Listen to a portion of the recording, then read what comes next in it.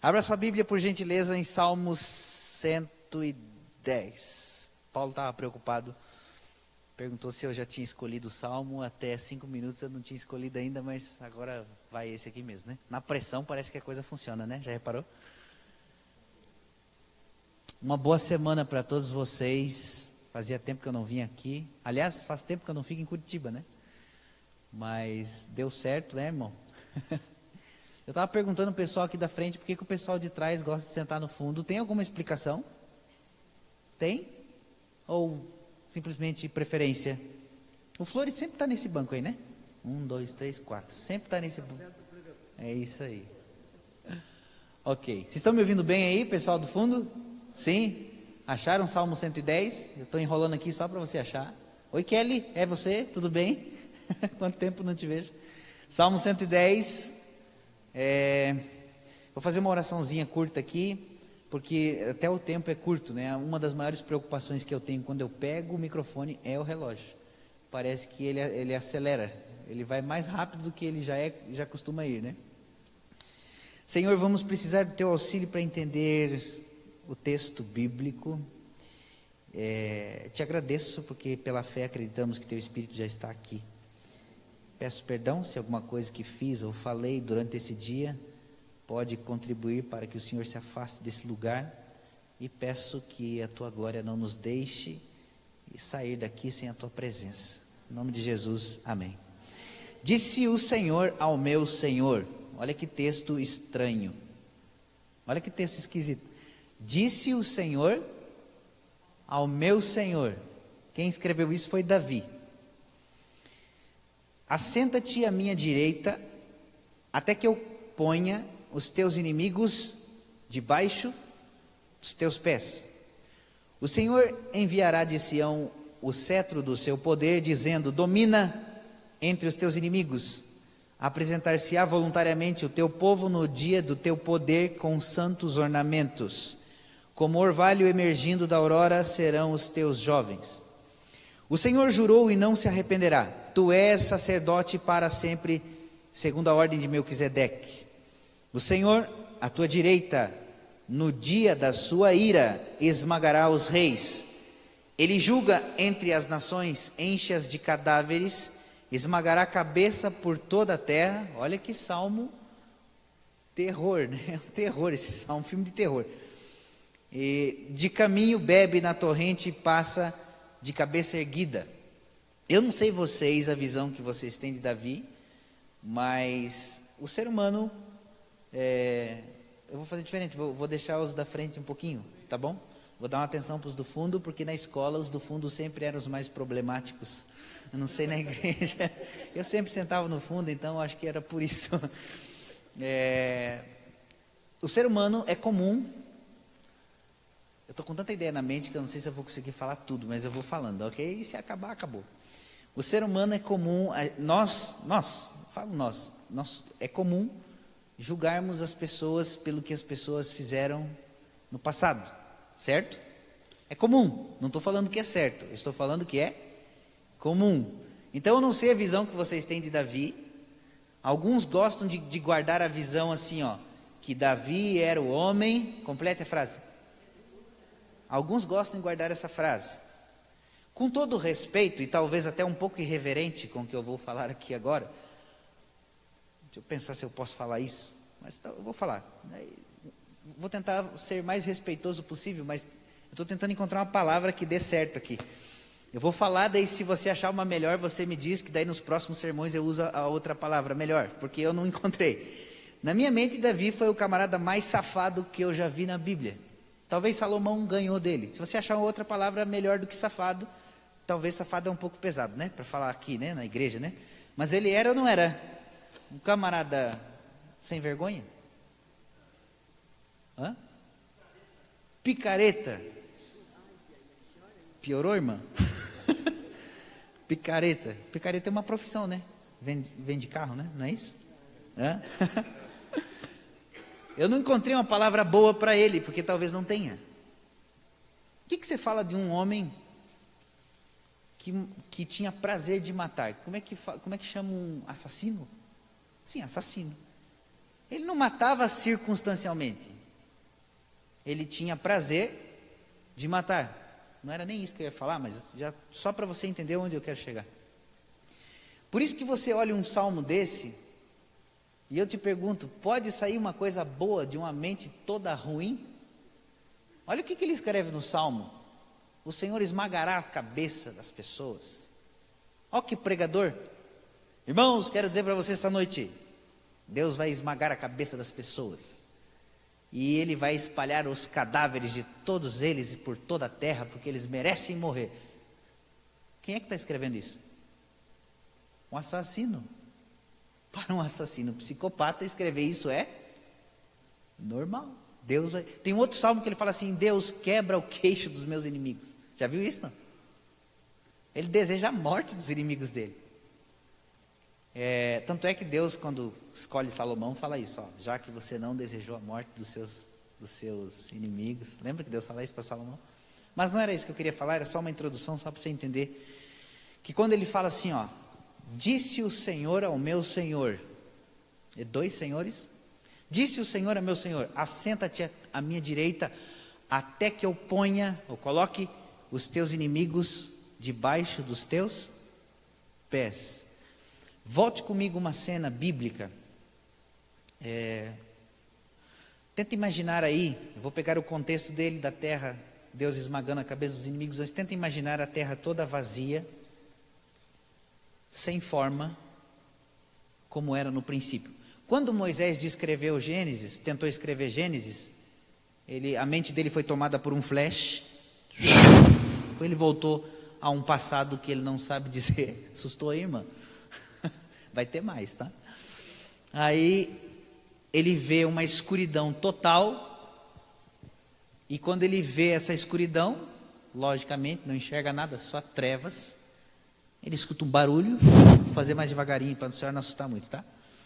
E ele vê um barulho, escuta um barulho, brilha tudo de repente, ele olha para o céu, ele vê espécie de cometas passando, e quando ele vê três, como se fossem três cometas, no meio daquela escuridão, e ele escuta que um dos cometas grita em alta voz, haja luz, e ouve luz, e ele vê que não são três cometas, são três pessoas, estão juntas, brilhando numa intensidade do relâmpago, ele não consegue ver o rosto deles, mas estão voando, e quando um diz haja luz, e ouve luz, e ele não sabe como descrever isso, então ele, inspirado por Deus, ele escreve, no princípio criou Deus os céus e a terra.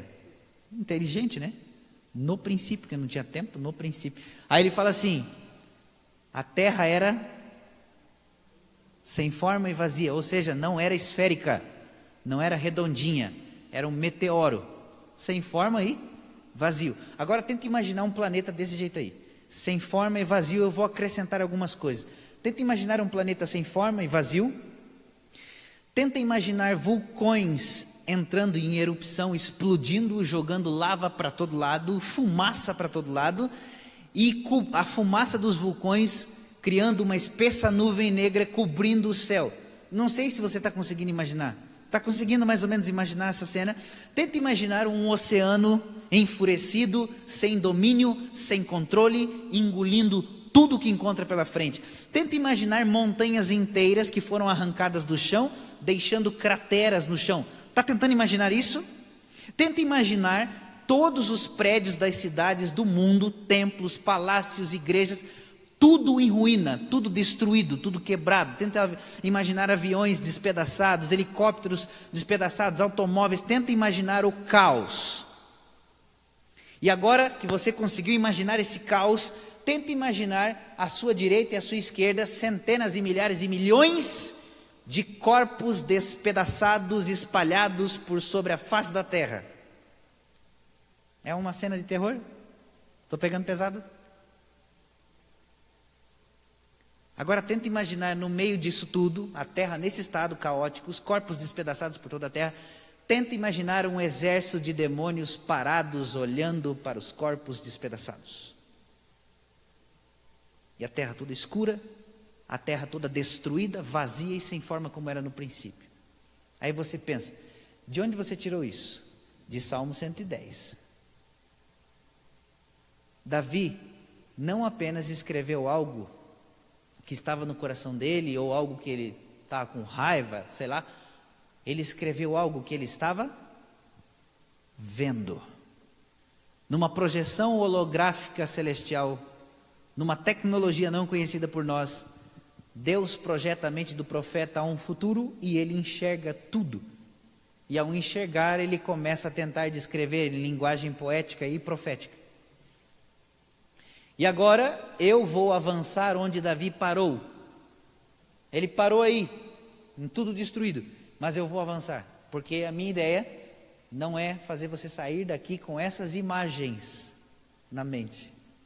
Não teria nem finalidade você ir embora com essas imagens, não vai nem dormir à noite, acordar assustado. Não é isso. Eu vou avançar onde Davi não foi.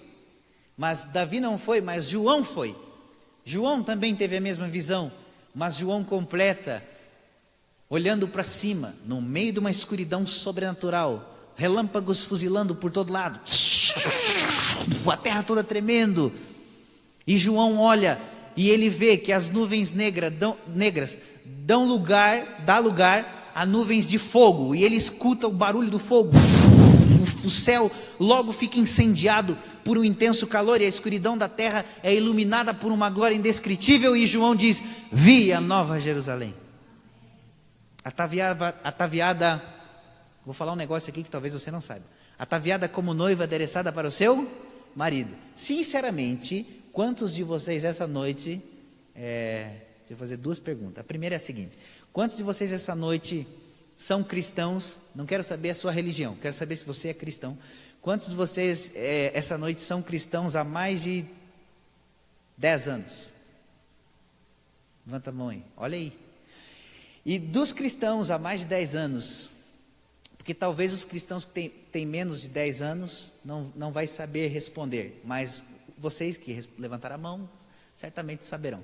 Quantos dos cristãos que estão aqui que têm mais de 10 anos de cristianismo, até hoje, acreditavam que a igreja era a noiva de Jesus? Levanta sua mão.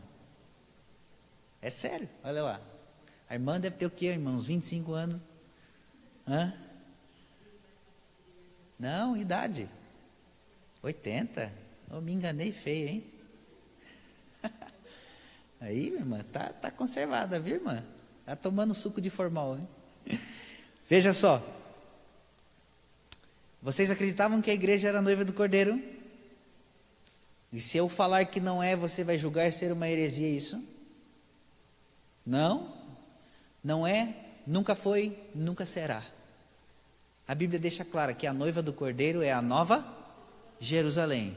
Vi a cidade santa, a noiva do Cordeiro, ataviada como esposa para seu marido. Então, que história é essa de que a igreja é a noiva do Cordeiro?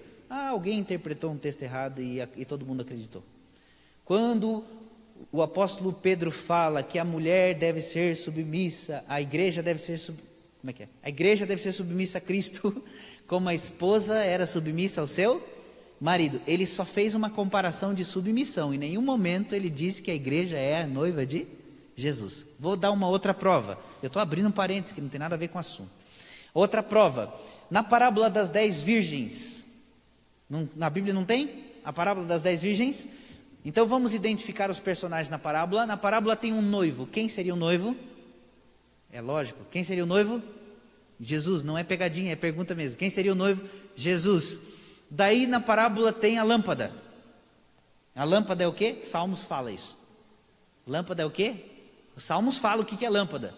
Lâmpada para meus pés é a tua palavra. Então só ressignificando, o noivo é Jesus, a lâmpada é a palavra de Deus. Aí tem o azeite, aí o azeite é quem? Daí é o Espírito Santo.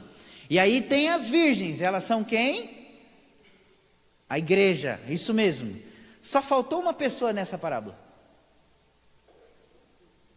Nós temos noivo, nós temos a igreja, os convidados para a ceia das bodas, os convidados para a festa, mas não tem quem aqui? Percebeu? Agora, o noivo vem para casar com as virgens? Sim ou não? O noivo vai casar com as virgens, ele é um, como é que fala o homem que tem várias mulheres? Eu ia falar poliglota, ó. Poliglota. Ainda bem que eu não falei. Um polígamo, o noivo é um polígamo, ele vai casar com 5, porque 5 virgens é doida.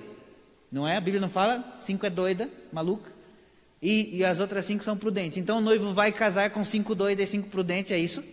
Você percebeu como a gente interpreta errado, acredita errado, e prega errado, e ensina errado para sempre? Não tem noiva na parábola, porque a noiva é a nova Jerusalém. O noivo está passando para levar a igreja, convidados, para as festas das suas bodas, onde a noiva estará esperando. Ok? Todo mundo concorda? Voltando então. João olha para cima e vê a nova Jerusalém descendo do céu, explodindo em relâmpagos e resplandecendo a glória divina. E quando João vê a cena, os demônios também olham para cima, a cena, a cidade descendo, a terra tremendo, e uma trombeta toca. Jesus ordena para que os mortos ressuscitem. E então um exército inumerável, diz João, que não se pode contar, de todos os povos, tribos, línguas e nações, semelhante à quantidade da areia do mar. Isso está em Apocalipse 20, você pode acompanhar Apocalipse 20, semelhante à areia do mar. Os restantes dos mortos, o verso 5 diz, não reviveram até completar os 1000 anos. E então agora Davi viu uma cena dos mortos todos espalhados pela terra, e Davi ouviu o pai dizendo ao filho, se assente à minha direita, até que eu coloque os seus inimigos debaixo dos seus pés. E agora ele vê a cena, João completa a cena, a cidade está descendo, a trombeta toca de novo, e a segunda ressurreição acontece, a ressurreição da condenação final. Essa ressurreição acontece 1000 anos depois da primeira ressurreição, que ocorreu quando Cristo voltou à terra.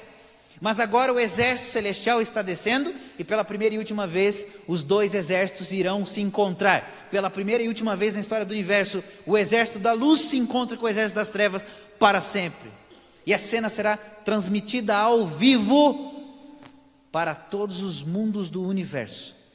É o conflito final, ele vai terminar. E agora, quando a cidade desce sobre a terra, Cristo desce primeiro, segundo o livro de Zacarias, ele desce primeiro, seus pés encostam no Monte das Oliveiras, santifica o monte não suporta o poder e a divindade, rompe-se ao meio, metade vai para o norte, metade para o sul, fica uma imensa planície ali onde a cidade cai.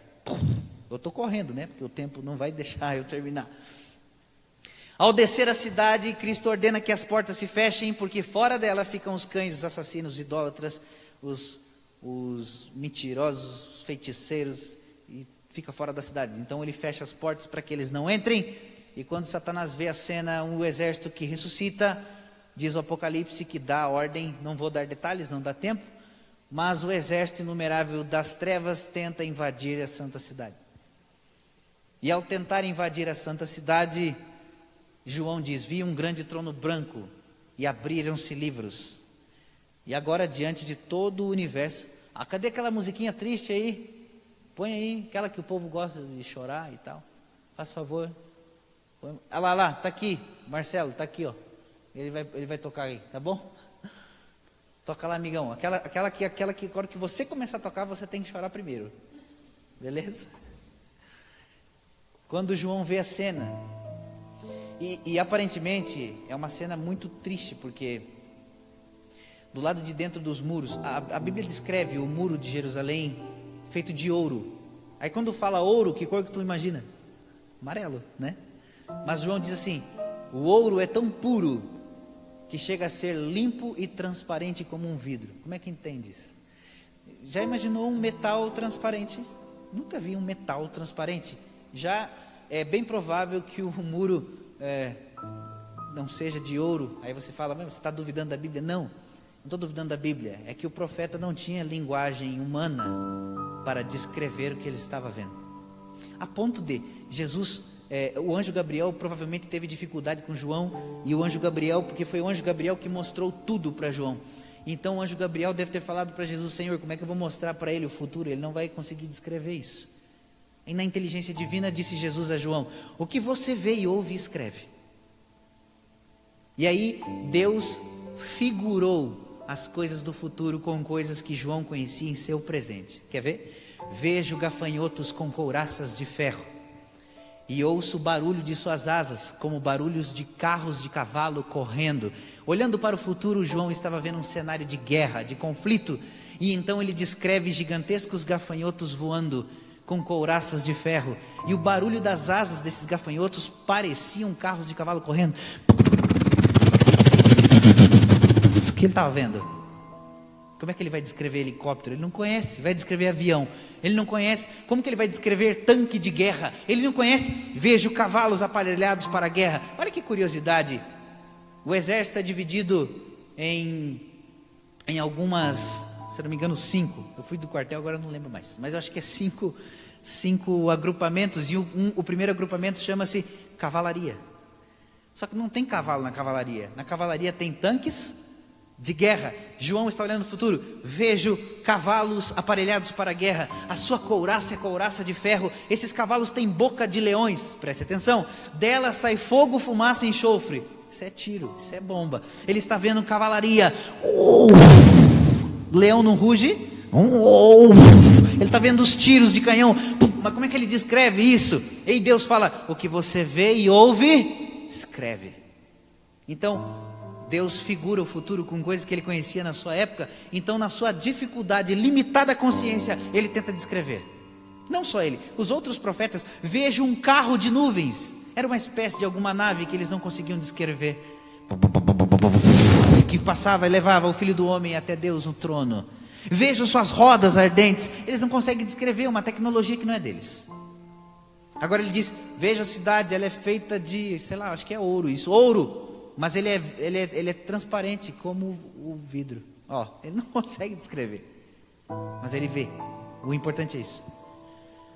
E do lado de dentro da cidade estão todos aqueles que, por amor a Jesus, trocaram o mundo por amor a Jesus. Do lado de fora, os que, por amor ao mundo, trocaram Jesus. Só inverte. Só que o mais cruel e triste é que do lado de dentro estão pais que estão olhando para os filhos que estão do lado de fora. Estão filhos que estão olhando para os pais que estão do lado de fora. E amigos que estão olhando amigos, esposas que estão olhando maridos e vice-versa. Não tem como ser uma cena feliz. Mesmo ao lado do trono de Deus, os salvos não estão felizes nesse momento. Mesmo ao lado do trono de Deus, eles ainda são glorificados pela justiça de Cristo, ainda sentem dor. Como é possível? O amor de ver os seus queridos que estão do lado de fora. E agora eles estão ali, e os outros estão lá. Só que não há mais o que fazer. Acabou, não tem mais o que fazer. Não há mais uma única chance de redenção para os que optaram em ficar do lado de fora da cidade. E se você estudar a Bíblia, você percebe que a salvação só tem uma maneira de perder ela: desistindo dela. Porque a Bíblia diz que onde abundou o pecado, superabundou a graça. E quando você vê um homem como Davi sendo colocado como na galeria dos heróis da fé, ou que vai ser salvo, quando você vê um homem como Sansão, quando você vê um homem como Salomão, você tem convicção de que você vai ser salvo. Porque eu acredito que ninguém aqui dentro chegou tão baixo como eles chegaram. Não é uma justificativa para viver errando, mas é uma prova divina de que a salvação não depende de nenhum método humano. A salvação não depende de nenhuma religião. A salvação não depende do que você come ou deixa de comer. Entenda bem, não estou dizendo que você pode fazer o que quiser. Só estou dizendo que você não pode acreditar que o que você faz vai garantir sua vida eterna. Se você acreditar que o que você faz vai garantir a sua vida eterna, em nome de Jesus, você já está perdido para sempre. Não há o que o ser humano possa fazer, e eu entendi isso da forma mais difícil possível. Não há o que o ser humano possa fazer que seja capaz de garantir 1 centímetro sequer em direção a Deus. Na nossa natureza não há mais disposição alguma para obedecer a Deus e fazer o que Ele quer. Nossa natureza já está completamente corrompida pelo pecado. Nós não temos mais pecado, nós somos o pecado. E o pecado se fez carne e habitou entre nós. É isso que nós somos, a raça mais maldita e desgraçada de todo o universo. Em alguns casos, somos piores do que os demônios, porque os demônios têm um limite e eles não passam o limite, e nós passamos. É duro, né? Isso chama-se autoconhecimento. Todos os pecadores que chegarem ao patamar do autoconhecimento serão salvos, porque entendem que não podem fazer mais nada para ser salvo, e então dependem da graça de verdade. Se um dia Deus decidir me salvar, vai ser a prova ao universo de que Ele é Deus, porque eu não tenho condições de ser salvo em nenhum momento. Não é demagogia, é verdade. E poucos que estão aqui me conhecem e sabem do que estou falando, é verdade. E toda vez que eu pego o microfone para falar em nome de Deus, eu falo em nome dele. Uma vez alguém falou para mim: você não tem medo de pregar e alguém ficar endemoniado na igreja e o demônio levantar e acusar teus pecados? Eu falei: ele vai perder tempo, porque ele vai falar um, eu vou falar outro. Ele vai falar um, eu vou falar outro, e eu vou confirmar todos os pecados que ele disser, eu vou confirmar. Você sabia que já me aconteceu isso? Uma vez eu fui numa igreja X aí, acho que eu não contei essa para vocês. Olha o que eu fiz. Estava andando sem rumo, sem eira nem beira. Era 8 horas da noite. Passei por uma rua aqui de Curitiba e escutei uns louvores de longe. O pessoal cantava com força. Sabe o que eu fiz? Parei o carro, desci.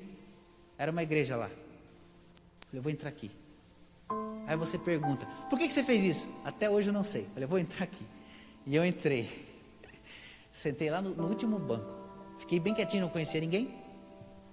E um povo fervoroso, sabe? Um povo que sentava mais na frente, assim, sabe? Aí, eu peguei, mas não deu 10 minutos, uns 5 minutos que eu estava sentado ali, veio um líder da igreja. Ele chegou aqui no banco da frente, lá no fundo, e ele falou assim: posso fazer uma oração com o irmão? Eu estava de jaqueta, calça jeans, sabe essas calças rasgadas? Sabe, irmã? De gente revoltada. Eu estava com essas roupas assim. Aí ele falou assim: posso fazer uma oração? Acho que ele olhou minha roupa, né? Falou: isso aí deve ser um qualquer aí, né? De jaqueta de motoqueiro. Esse cabelinho desse jeito assim, né? Falei: pode?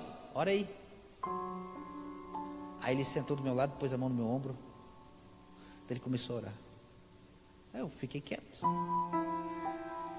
De repente ele disse: Senhor, eu estou aqui com o teu servo, o pregador do evangelho. Ele nunca me viu. E esse rapaz, Senhor, andou por caminhos. Daí ele começou a dizer os caminhos, que eu acho que não é nem caminho, era atalho. E ele foi dizendo, um por um. E ele foi dando nome aos bois. Até então eu estava com o olho fechado. Quando ele disse o primeiro, eu abri só um olho, só para ver se tinha mais alguém olhando e orando por mim, né? Quando eu abri o olho, eu vi gente virando-se. A igreja estava cheia. Devia ter umas 200 pessoas. Eu só vi gente virando, porque ele falava alto. Sabe aquelas orações? Oh, meu Deus, estou aqui com esse miserável. E foi falando, pecado por pecado. E eu não tinha mais para onde fugir, ele estava falando mesmo. E todos os pecados eram de verdade, não tinha nenhum que eu pudesse contestar e dizer: não, esse não fui, esse não fiz. Não tinha, todos eram. Eu só tinha uma saída: confirmar. Só que daí eu lembrei de uma coisa. Tem um texto na Bíblia, não lembro onde está. Talvez os mais antigos vão lembrar. Eu sei que é em Isaías, não lembro também se é. Que fala que Deus joga os pecados no fundo do mar. Eu pensei: quer ver que o diabo tem mergulhador que está indo lá buscar? E quando eu lembrei desse texto, por amor em mim mesmo, apago suas transgressões e não me lembro. Opa, então peraí, tem alguma coisa que está errada. E ele continuou: oh meu Deus, o Senhor está me mostrando agora que ele fez tal coisa. E falava. Aí eu fiz uma oração em pensamento assim, ó: meu Deus, esses pecados estão registrados aí ainda. Eu não pedi perdão por isso, não. Pediu. Então, é o capeta, né? Peço, repreenda esse demônio. Em pensamento, repreenda o espírito maligno que está nele, porque eu tenho convicção de que eu pedi perdão por esses pecados. Eu sei que eu pedi. Não é possível que esteja registrado aí. Eu orei desse jeito em pensamento, ele começou a passar mal. Começou a tossir e ter ânsia de vômito. Aí ele olhou para mim. Eu não falei nada em pensamento. Quando ele olhou, eu estava com o olho aberto. As outras pessoas olharam. Ele teve um ataque, como se fosse ataque de asma. E começou a engasgar. E começou a ficar vermelho. E começou a ficar sem respirar. Asma mesmo. Aí ele olhou para mim com aquele olho de desespero. Tipo, o que você fez? E o pessoal olhou para mim. Aí o culto acabou, todo mundo olhou para mim. E eu olhei para ele. Segurei o ombro dele. Aí ele levantou, cambaleou, segurou num banco, segurou no outro, e tossindo, querendo vomitar, e saiu da igreja. O líder. Todo mundo olhou para mim e falou assim, uma pessoa falou: você viu, irmão, o poder do Espírito de Deus que revelou para ele? Falei: só corrigindo você. Aí todo mundo me olhando. Falei: quem revelou a ele não foi o Espírito de Deus, foi um demônio. Aí a igreja: como assim? Ele é o líder. Falei: Deus não revela pecado de ninguém para ninguém. Quem faz isso é o acusador, e o acusador é o diabo. Meu Deus, o povo, vamos orar por ele. Falei: façam isso, porque pelo jeito que ele saiu, o diabo engasgou na garganta dele. Resultando dali saiu o estudo bíblico. E agora você vê os dois exércitos de frente um com o outro. E Deus mostra no céu tudo o que eles fizeram. E mostra para eles não só o que eles fizeram, mostra todas as chances que Deus deu para que eles se arrependessem, e eles não quiseram se arrepender.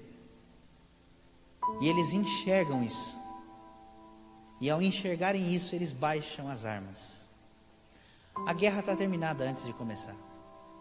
As escamas caem dos olhos e eles contemplam querubins e serafins revestidos de armadura de Deus, cercando o trono e os remidos. Seria impossível atravessar o escudo de um único anjo. Então eles percebem que não tem mais como avançar. É nesse momento que Deus remove as vestimentas de imortalidade dos anjos das trevas, que não perderam quando caíram do céu. E eles se tornam tão físicos como qualquer outro. E aí diz o texto bíblico: tu eras querubim da guarda ungido, sob o monte santo te estabeleci, e você andava no brilho das pedras preciosas. Você era perfeito em todos os caminhos, desde o dia que foi criado, até que se achou crueldade e iniquidade em ti. Diante dos reis eu coloquei você, Lúcifer, para que te contemplem, e eu te farei perecer, ó querubim da guarda ungido. Diz o livro de Salmos, capítulo 11, fará o Senhor chover brasas de fogo e enxofre sobre os perversos. E o Apocalipse diz: então caiu o fogo do céu e os consumiu. E as labaredas do fogo eterno são destinadas para destruir o pecado, tanto o pecado como o pecador. Os pecadores recusam-se a abandonar o pecado, consumidos serão. O fogo eterno, diz o livro de Judas, não foi preparado para seres humanos, mas para o diabo e os seus anjos. O fogo eterno foi criado para extinguir Satanás para sempre. Chega a ser redundância, né? Extinguir para sempre. Ele foi criado para isso. E uma vez que forem vítimas do fogo eterno, não terão possibilidade de ressurreição nunca mais. E aquele que tem a chave que abre e ninguém fecha, fechará a sepultura deles, e ninguém poderá abrir. Ao cair o fogo eterno, os remidos estão protegidos ao lado do trono, dentro da cidade. A cidade está purificada, o fogo não a afeta. Mas o restante da terra não está, então o fogo a consome. Voltando a terra a se tornar vazia e sem forma como era no princípio, a fumaça sobe cobrindo o sol, escuridão por todo o lado. Enquanto as labaredas de fogo estão incandescendo, disse o Senhor ao meu Senhor: assenta-te à minha direita, até que eu coloque os teus inimigos debaixo dos seus pés. Cristo se assenta no meio do trono, à direita do Todo-Poderoso Deus. em lágrimas, contemplando a cena do fogo eterno consumindo a própria criação, que optou por isso. E quando os fogos do incêndio eterno se apagam, o que resta são cinzas e nada mais. Então, por ordem do Filho de Deus, as portas de Jerusalém voltam a se abrir. E então ele sai da cidade para cumprir a última profecia. Assenta-te à minha direita, até que eu coloque seus inimigos debaixo dos seus pés. Abrindo as portas, ele pisa sobre as cinzas dos ímpios, cumprindo a profecia. Os seus inimigos agora estão debaixo dos seus pés. E é nesse cenário caótico, sem vida e de trevas, que ele diz: haja luz. E João fala: viu um novo céu e uma nova terra. É a partir de agora que ele recria de novo tudo de volta. E das cinzas da destruição faz brotar árvores frutíferas de todas as espécies. Sementes e árvores de todas as espécies, animais de todas as espécies. Faça a separação entre águas e tudo se separa novamente. E diz o livro de Isaías: e será que de um sábado ao outro todos irão adorar, diz o Senhor. O livro de Jó vai terminando com Deus dizendo, com Jó dizendo assim no livro, se eu não me engano, no capítulo 42, Jó escreve: os planos de Deus não podem ser frustrados. A gente pode atrapalhar um pouco, mas não pode ser frustrado. E o Apocalipse termina exatamente como começa Gênesis, num ciclo eterno e sem fim. É isso que diz Salmo 110. Assenta-te à minha direita, até que eu coloque seus inimigos debaixo dos seus pés. Saia daqui hoje com a certeza de que quando tudo parecer que está dando errado, no final, Deus fará tudo dar certo. Mesmo que você não consiga enxergar, mesmo que você não consiga ver, use a fé e acredite. Porque aquele que vem, virá e não vai tardar. Amém? Que o Senhor te abençoe e te guarde. Que o Senhor faça resplandecer o teu rosto sobre ti e tenha misericórdia de ti. Que o Senhor sobre nós levante o seu rosto e nos dê sua paz em nome de Jesus. Amém.